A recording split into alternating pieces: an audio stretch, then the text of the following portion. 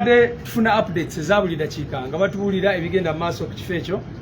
Emotoka nga ziyingira zina number plate zifuluma nga tezirina number plate nga bazigiramu omwo nga abantu balaba abayingira ne bafuluma ne box n'ebirala. So ne twagala okumanya ki ekigenda maaso, ne tugenda ne tutuukayo era ne tubabuuza kiki ekigenda maaso wano, kubanga tusanzeyo amagye ne tusangayo abantu ababadde bamu byambalo bya bulijjo naye nga balina emmundu, amawulire gabirabe byonna byonna ebadde bigenda mu maaso. Ne tusangayo effujjo lyonna lyonna libadde bakola mu kubabuuza ne beebuzaabuza. Instead mu kifo ky'okutubuulira kiki babadde baliko ne batandika okukuba abantu, ne bakuba bannamawulire, ne bagezaako okuwamba kamera zaabwe era ezimu bazisigazza. Ne bakola effujjo erya buli kika erya buli ngeri. Kerera nange kennyini waliwo oyo bakifeesa abo angubye batuuni wano omulaba ne kati wakyazina. So kyanaku nnyo nti Museveni byali mukola. Of course tugenda maaso n'okufuna information buli dakiika ku biki bagezaako okukola. Bakimanyi tebalina kalulu 9% also agiweza mu Kawempe North. Kakati abantu bali desperate bagezaako okubba akalulu naye batusanze tulaba. Tugenze bwe tuvuddeyo ne tugamba ng'abantu abavunaanyizibwa ne tugamba katugende ku poliisi tuwabe omusango. Ne twogera ne DPC n'agamba kanzije ate kanzije. Ne tumugamba waliwo babbirawo obululu era nga tubadde gye tuli. Ne tulaba essaawa nnamba ng'eyise kubanga oli bwe bagamba bali mukola omusango wali poliisi kye tugisuubira okukola kwe kudduka bunambiro n'etuuka ku kifo ekyo, naye ne batulaga tubabadde batwala budde bwabwe kiriyale nga tebaagala n'okutwala state. Tugenze actually ne lope ne tugenda ne wa CID ne tumugamba kale bwe mba temwagala agendeyo katuwandiike. N'agamba mulinde DPC.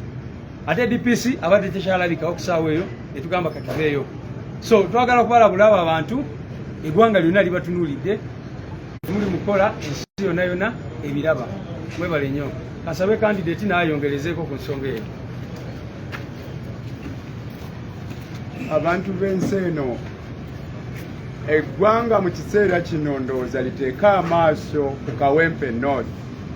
Mugenda kulaba bingi naye bannakawempe North mbakoowoola abali mu buyinza si beeteefuteefu okubanga wabaawo akalulu ak'amazima n'obwenkanya.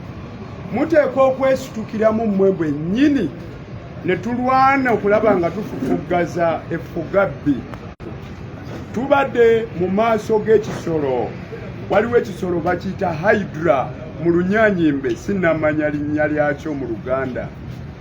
Agasajja gakawuula gakanywa musaayi tugeŋŋanze era ne gagugumuka nnyo nga gajjako number plates ku mmotoka endala nga bamaze ozisiba bazibisse nga balina bye bakola munda mu nnyumba.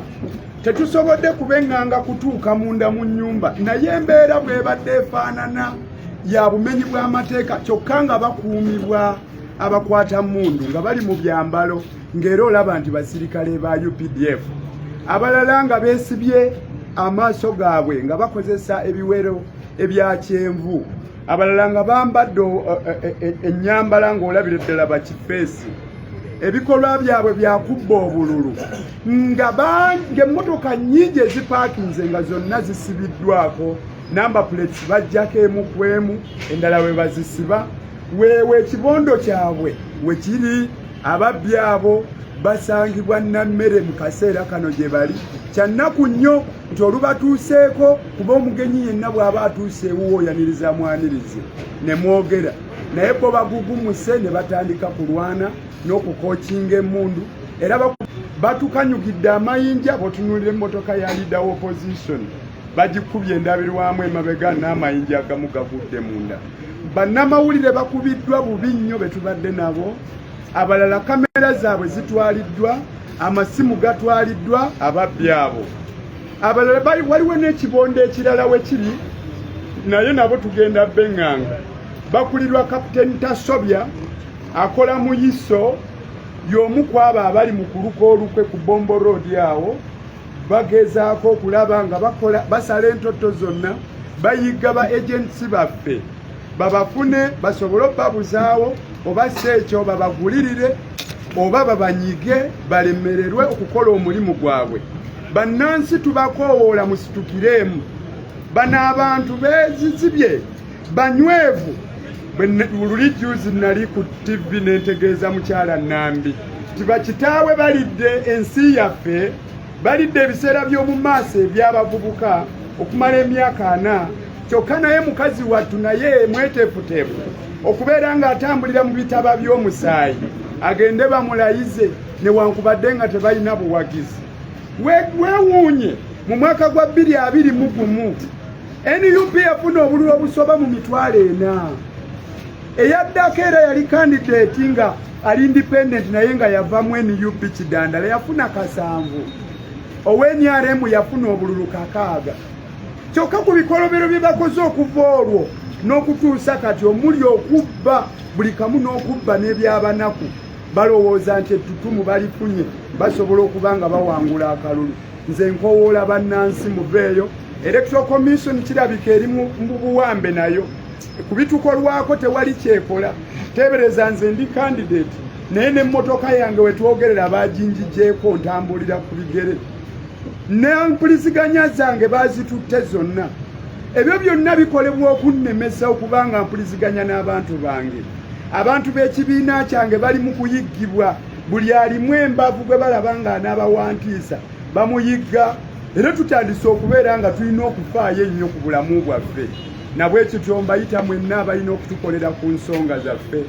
Abantu baffe bannakitundu, bannakibiina, mwebeereremu ate nga bwe tubatunuulira n'eriiso jjogi nga tetuvaako twogere obutasirika. Mwebale nnyo, mwebalire ddala. We had an occasion to go to where we received this information that they were preparing to reach elections. They were in advanced stages in their preparations, covering motor vehicle number plates. Some are being removed. Indeed, we have evidence. We found them removing number plates. Immediately after reaching that house, instead of welcoming us as visitors, they chose to pick a fight. Indeed, they have attacked us, and many journalists have sustained injuries. Their cameras have been confiscated, and their phones have as well been confiscated. The leader of opposition's motor vehicle has been pelted with rocks. They have attacked the Secretary General terribly. They have threatened to kill us. They are determined to reach the election. We are aware that there is another camp along Bombo Road, which is led by Captain Tashobia, who works with ISO. They are determined to reach the election. We are calling upon residents and voters of KAWEMPE North constituency and Ugandans that you should come up and fight for democracy. We are calling upon members of NUP to be security conscious. They are looking for us. They want to deter us from protecting our vote. They think that they can win this election, in spite of the fact that in the last election, 2021, they only managed to get 60,000 votes against our client, our candidate who got over 40,000 votes, and another independent who was a NUP leaning got 7,000 votes. But when you consider the wrongs they have committed, they think that they have gained popularity. Sincerely, they are wrong. They are fronting Nambi. I think they believe that Nambi is a miracle worker. I don't think it can be. And Nambi is determined to walk along blood of our brothers and sisters and assume the parliamentary seat of KAWEMPE North constituency. It is regrettable. Shame upon you, General Museveni. Shame upon you, the members of security organs who are determined not to serve the nation but rather to serve the dictator. I'm calling upon residents of KAWEMPE and Ugandans generally, come up and protect democracy, and human rights and rule of law in this nation. It is unbelievable that the Electoral Commission is silent when we are being handled in this manner. My motor vehicle was confiscated yesterday by police. My phones and those of my aides were confiscated yesterday, and they are doing nothing. We have gone to police, but they are only giving us lip service. They are not ready to respond to our complaints. It is regrettable indeed. I thank you.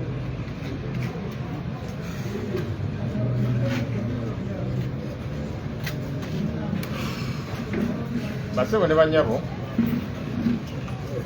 bino bimulaba bigenda maaso fe yongedde okutukakasa nti akalulu ke Kawempe North kafu dolaba mu ntandikwa kandidate waffe nga bakamunominatinga bamukwata ne bamukuba ne bamusiba mu kaawo ate ng'owa NRM mwamulabanga ayita ne tingatinga mu luguudo tractor nakina abantu nga tewali buzibu lwaki nga batidde bazze bakuba abantu baffe ne batulugunya abalala nga bwe muzze mubiraba bannamawulire ne bakubibwa byonna byonna ebintu bino nga biraga nti batidde kubanga bamanyi buwanguzi bwaffe era amawulire gano bwe twagafuna ennyumba eno eri mu Nameeri nti waliwo ekikyamu ekikolebwayo ekyekuusa kalulu motoka ziyingira fuluma tezirina namba plate ezimu namba plate nga bazikyusizza n'ebirala abantu bayingira bangi bodaboda buli kanaku era mu kufuna information eyo tugamba katugende tukakase information eyinza n'okuba nga nkyamu waawe ofuna amawulire bwe gatyo kiba kikulu tugenda okukakasa tugendayo bikandidate waffe naye bwe tutuuseeyo ekikakasiza nti amawulire ge twafunye matuufu tusanze era bali mu kukuula namba plates mu mamotoka agamu era ne batwekanga tukaba bannaye kiki ekigenda mu maaso wano oba tuyina bye tuzze tuwulira kigenda mu maaso wano ani abayise ntuga ti tuzze kulwana wano oba tewali kikyamu kigenda mu maaso timutubuulire tubuuza ani nnyini wano era kyekigenda mu maaso nga mulimu abasirikale abamu aba UPDF nambadindifomu abasinga naye nga bali mu leeyaga yaaya gali awo okutandika okukola effujjo nga n'agayayi gano galina amamundu negakuba amasasi mu bbanga negatandika okukuba amayinja kwegamba ekiraga nti kyebabadde bakola mu kitundu kino kya bumenyi bw'amateeka era nga bagezaako okubba akalulu nga batiikinga guno nno omusango nze ngutikka Nabbanja yali mu komandinga okugezaako okubba akalulu ke Kawempe North naye Nabbanja ne banno tukuguddemu naye tugenda bakkiriza kubba akalulu k'abantu ba Kawempe North.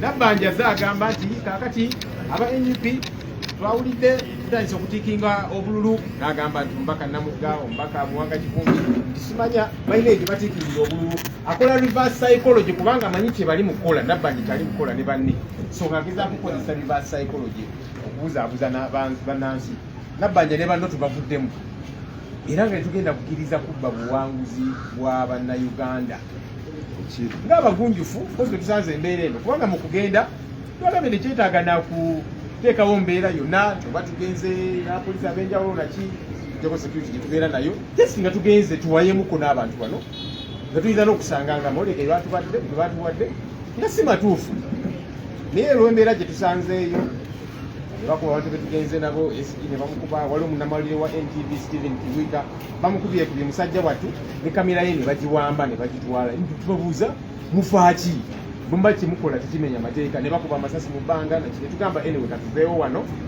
tugende ku poliisi tukitegeezeeko nti wano wetwazze nga tulowooza oba oliawo tewalira kikyamu kigenda mu maaso oba okubabuuza ki ekigenda mu maaso wano ate bakoze effujjo ekikakasa nti babadde bakola bimenya amateeka mukuvaawo abantu bano bennyini aba UPDF bali mu uniform za UPDF n'abali mule abakutta amamundu ne bakwata aganya ne balandika okuba amamotoka gaffe ate emmotoka ezimu endabirwamu bazaasiza nate bwe tutuuse ku poliisi GPC owa Kawempe ayitibwa Mwami Muwonge atwaniriza bulungi n'atuwuliriza naye ate ensonga zaffe taziwadde budde ntugamba naye lwaki tetugenda ne poliisi mulabe ekibadde wali kubanga obumenyi bw'amateeka bubaddewo wali bali mu kugezaako kutiikinga bululu n'amapleti bazikyusa bakubya abantu naki tugende ne poliisi mulabe nammwe ekiri awo crime scene era tugenda kugenda temufaayo ne mukole statement tugamba kale tuzikole naye ne beetooloola essaawa neyita ne tulaba nti bano nno nabo bayinza okuba bali mutubuzaabuza eri bwe bamaliriza bali mukukola ne statement tubagaa nti kale statement tuziwandiike ne OCCID naye nga bonna bali mutubuzaabuza tugamba katuveewo wano kubanga abapoliisi nabo mukifo ky'okutuyamba ate balinga abakolagana ne bali TPC mwami mwongere wankubadde otwaniriza bulungi naye engeri gy'otafudde ku nsonga yaffe obadde nga alaga nti ebintu bino obimanyiiko olinga protecting abali electoral commission tujikubira omulanga twagala otegeera oli in charge nsonga zino kubanga n'omu ku bubaka bwe tufunye ennyumba eno eri mu Nameeri electoral commission officials abamu babadde bagendayo ng'abantu babalaba nga bagendayo fact omu ku gwe boogeddeko baga nti yagendayo kwawo bamuyita mucunguzi Julius spokesperson wa electoral commission kakati twagala okutegeera electoral commission mwami Julius Mucunguzi eno ennyumba gye tugenze ne bakuba amasasi mu bbanga ne bakuba abantu naki netulaba bakolayo byamirimu agendayo okukola ki ennyumba eno electoral commission yekivunaanyizibwako ye electoral commission nga yekivunaanyizibwako lwaki candidate aba tasobola kubuuza ki ekigenda mu maaso ne batugamba nti wano electoral commission yapangisaawo era bakolerawo mirimu gya electoral commission netutegeera ekyo tekyalibaddemu nabuzibu naye tusanzanga yaayi nga mukwata mundu kwegamba nga gakuuma abo abali mu kumenya amateeka abali mugezaawo kutiikinga obululu munda mu nnyumba kuba tesobodde kuyingirayo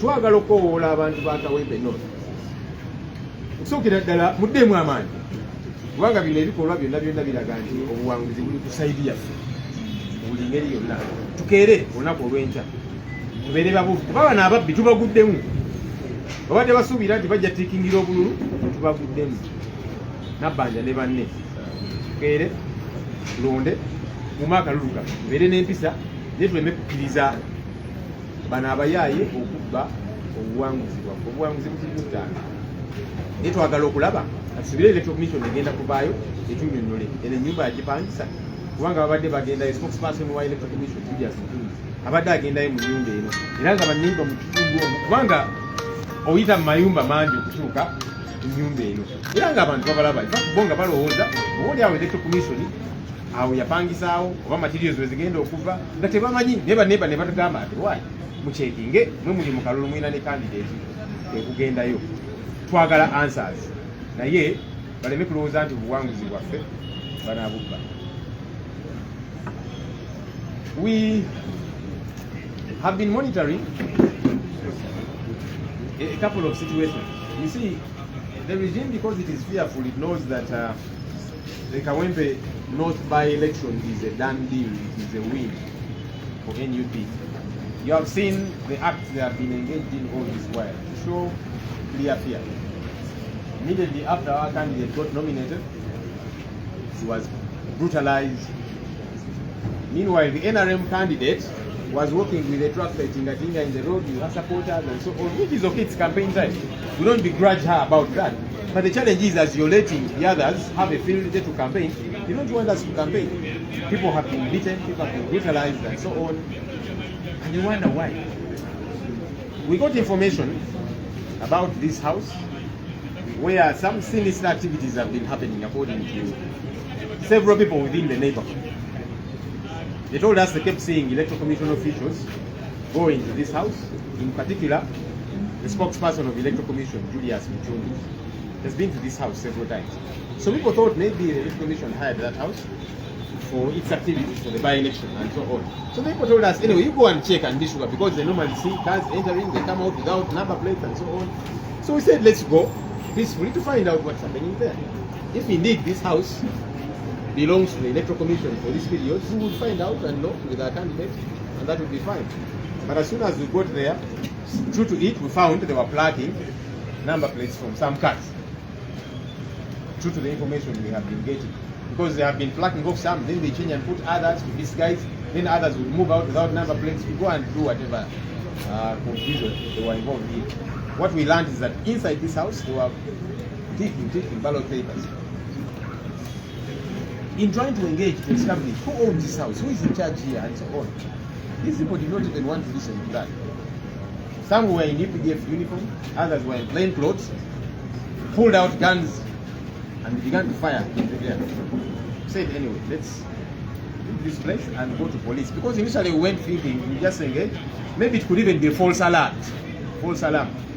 So let's go and tell police about this situation. As we left, they began to, the same guys, some in UPDF uniform, others in plain clothes holding guns, they got rocks and hit our cars, broke some of the windscreens and all of that, beat up people. Our SG was beaten up. The journalist called Stephen Kiwika, who belongs to NTV, was beaten up so badly, and his camera was taken away. He said, but if what you're doing here does not break the law, why are you beating up a journalist? Why are you taking his camera? Clear criminality. We know that this vote rigging is being orchestrated by NUP herself. She's the one planning all of this, and by the way, she's the resident of KAWEMPE. She has been trying to do reverse psychology, saying some of our leaders, Honorable Namuga, Honorable Mwanga Kivumbi, that they are involved in ballot critiquing and so on, to play reverse psychology, because Nabanja knows that's what she's commandeering, that's what is happening within their camp. But good enough, we have fallen in their plan. We have landed on it, thwart it. When we went to police, we met the DPC of KAWEMPE, Mr. Mwonge. He welcomed us nicely and so on, but Mr. Mwonge did not attend to our matter. We said, can we go with police so that we see the crime scene? Because what has happened there is criminality. He said, okay, let's see, maybe record statements first. He said, okay, can we record the statements? An hour elapsed. They didn't want to attend to us, even the OCC. We said, can we record statements? Now wait for the DPC. The DPC had run away. We tried to look for him, we could not get him. Clearly showing that maybe DPC, Mr. Mwonge, even though he received us nicely, he knew about what was happening. That's why he didn't want to move quickly. We want to call upon the Electoral Commission to come clean on these happenings. Because your official, the EC spokesperson, Julius Mujungusi, has been seen severally by neighbors within that area going to this house. Does this house belong to the Electoral Commission? Did the EC hire it? And for what activities? And if so, why did they not want to explain to us? So that we know what's happening there, given that this is a candidate whom our party has fronted. What are you hiding exactly? We hope that the Electoral Commission will come clean on these matters. But for us, we are emboldened because the win of KAWEMPE North is in our hands. We're encouraging people, wake up early, go and cast your vote, protect your vote. Because the rigging plans that they had, we have managed to expose them and thwart them. Thank you.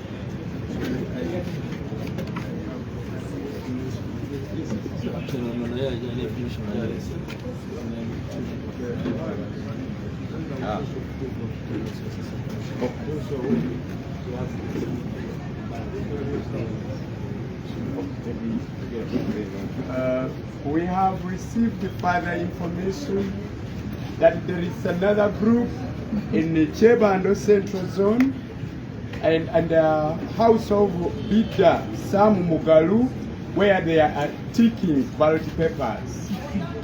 We appreciate the vigilance of Ugandans, especially in KAWEMPE North constituency, who are giving us information every time they get to know about these wrongdoings.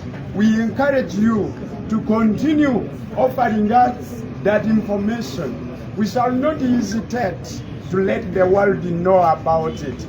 Basebo ne banyaba abalungi twongedde era okutegeezebwako nti waliwo n'ebifo ebirala gye bali mu kukola ebikolwa byebimu eby'okutiikinga bu ballot papers. So nno bwe twali mu Electoral Commission wano juzi twababuuza wa ballot papers ababbi b'obululu gye bazijja ng'ate tebatubuuliranga amatama ntengo. Kakati tumanyisibwako ebifo bingi gye batiikingira. SG waliwo n'ewalala gye mpulidde batutegeezezza nti ku Summit View Ekololo bwe bamaze okulaba nga wano abantu b'omu KAWEMPE North balaba nnyo amaaso moogi ne basalawo batandule ebigere bagende eyo ewalala ku Summit View nayo batiikinga n'ewalala bayitayo Kyebando Central Zone. Waliwo amaka g'omwami omu bamuyita Bidda Sam Mugalu bali mu kutiikinga. Bannansi tubeebaza olw'okubanga mutuwa amawulire. Amawulire ago gajja kutuyamba nnyo ate buli lwe munaagatuwa tetujja kulekeraawo kubeera nga tugabuulirako abantu b'ensi.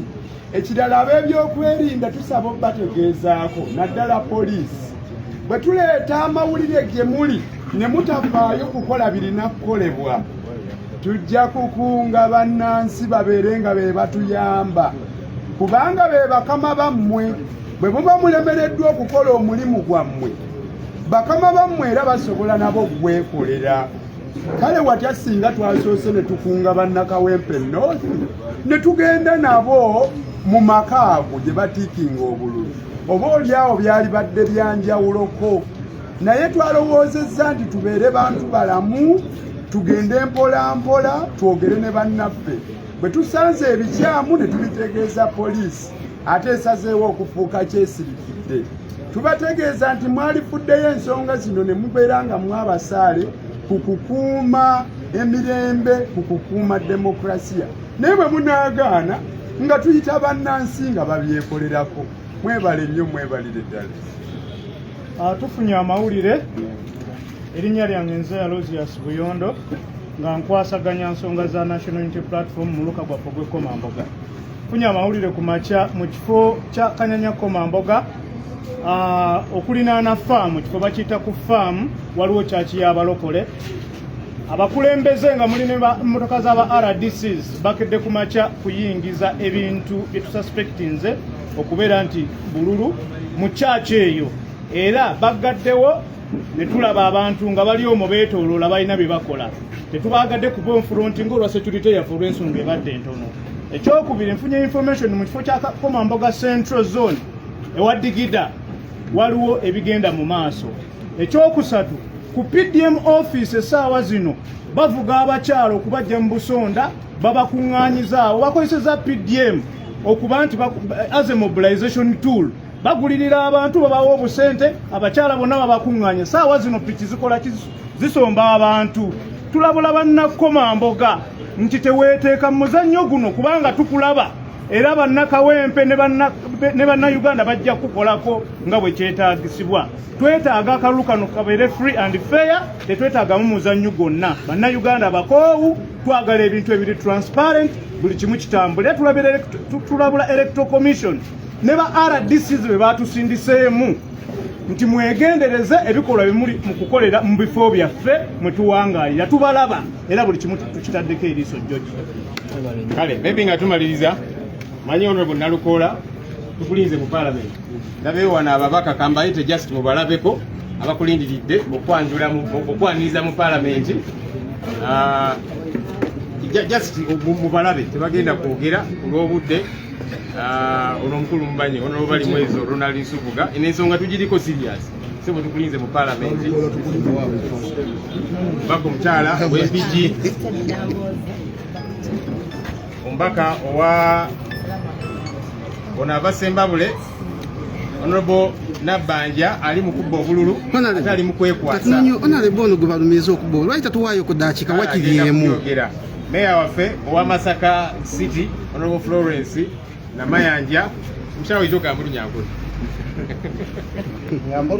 ugamba rukiga. Yes. Very briefly Honorable Namuka amanya nabo yamanya gange ndi bakaweru babo county Rukunjiri district mu Kigezeyo wala ndi wa FDC naye ng'egwa Katonga ekindese wano okukakasa Abannayuganda nti mu kalulu kano tulina candidate omu Honorable Elias Nalukoola. Era basebo ne bajja nzize wano bampe appointment letter saawa 9 ogw'ekiro gunsange nga nina wendi nkuuma akalulu era batukiriza okufuna appointment letter. Eteeka litukiriza era kyekindese wano mwena wabalikulobimu olundi kugamba omukasheshe mwena mwijja tuterere Honorable Nalukoola kalulu. Mwebale munonga, mwebale kumpulikiriza. Gambala eba agent baffe Honorable Namayanja alina kyagala okwogera mu dakiika emu yokka. Omuntu omuzira nga tubadde mu lutalo byebinuubule byovaayo nabyo n'enkovu kana akalulu tukeetaaga oba tuvaayo nabinuubule naye tuteeka okuvaamu n'enkululu yensonga lwaki tutaddewo obudde bwonna okulaba ntutunuulira buli kigenda maaso. We are live to see that there is free and fair election in Kawempe North. Kale, ndowooza byebyo.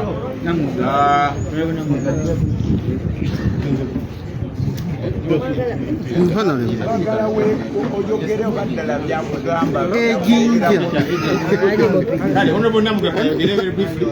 Prime Minister yabyogera. Erinnya Boletina Bakawempe ensonga embuziddwako yeya Honorable Nabanja amanyiddwa nga Prime Minister wa Uganda eyagambye nti nina obululu bwe napulintingisiza nina ekkolero ly'obululu lye nazimba ejjinja era eyo gye mbutiikingira ambulente nga ntiikinzeeko kandidate waabwe Nambi. Njagala okutegeeza Prime Minister nti namugamba ka palamenti ow'emawongola ow'empisa ennyo era agoberera amateeka naye mbadde sigenanko mu training ye ey'obusiiwufu bw'empisa era siyinza kulabikako nga nziba obululu. Njagala okutegeeza eggwanga nti njagala mumanye nti komanda w'ababbi b'obululu bamuyita Nabanja Prime Minister wa Uganda naye nga mukazi munne mulitegeeza nti tageza n'akwata mu nfa. Honorable Nabanja Prime Minister wa Uganda nsawo weesa abakyala ekitiibwa abakyala tubangako babbi maama akutegeeza nti gezaako okwate mu luba gezaako okwate mu kalulu ka Nalukoola bw'ojja okumanya nti bannayuganda basobola okufaayo. Ensonga eno ajoogera era ngenda muggulako so ngenda ku poliisi muggulako omusango seetaaga kunnyonoonera linnya kuba njagala ajje ku poliisi aweeyo obukakafu bwenvaano obulo ngenda ku poliisi kugulawo omusango gwa kunnyonoonera linnya. Prime Minister Nabanja tayinza genda ku mativi ava kweno kweri ng'agamba nti nyina kukolero erikola obulu bw'ejjinja so bwenvaano ngenda kwekubira nduulu okulaba nga nfuna obwenkanya obutannyonoonera linnya. Mu NUP tetulina babbi ife tulina amaanyi g'abantu era tumanyi nti abantu b'e Kawempe akalulu baakatuwadde mbakunga mwenna bannakawempe mukeere ku makya watali kutiisibwatiisibwa mugende mulonde era bino bali mu kugamba mbu ffenna bagenda tuyoola. Mukyala Nabanja agambye mbu mwenna buli atalondera Kawempe buli atabeera Kawempe buli atawangalyayo talinnyayo ne Uganda teriiko boundary tateekangawo komondi Namuga tosukka wano so buli omu oli waddembe ogenda mu kitundu kyonna so akalu tugenda kakuma tugenda kubeerayo. Nze mukyala Nabanja nkulinze Kawempe naye nga saawa eno ngenda ku poliisi kubasaba bankwatire mukyala Nabanja okunjogerako ebigambo byansimatu. Kale banaye tweyanziza Ojjaddendewo obujulizi ssebu.